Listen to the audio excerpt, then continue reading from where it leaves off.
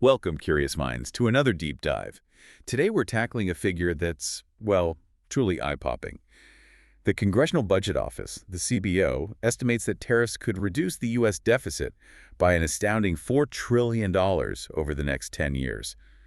$4 trillion. I mean, that sounds on the surface like a massive financial win for the country, doesn't it? It absolutely does. It's a headline grabber, for sure. But, as with most things in economics, the headlines often hide some deeper truths.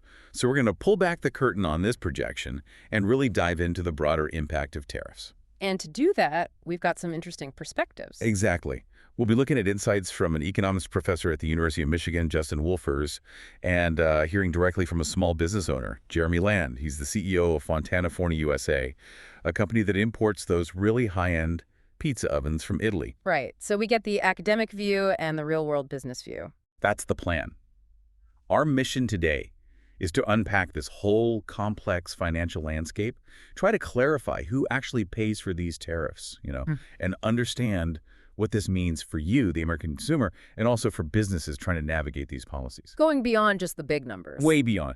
Is it truly a windfall for the nation, or is it something else entirely?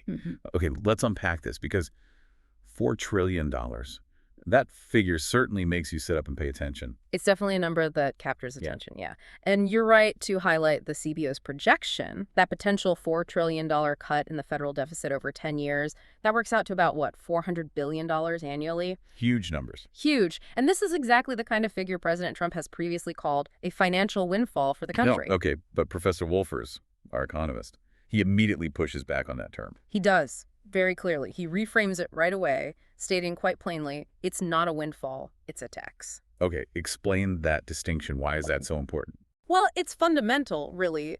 A windfall, implies some kind of unexpected gain, often from outside, like finding oil or something. But when the government raises revenue from its own people, from citizens or businesses within its borders through mandatory payments, well, that's a tax. Right. It's generated internally, not some bonus from abroad. Precisely.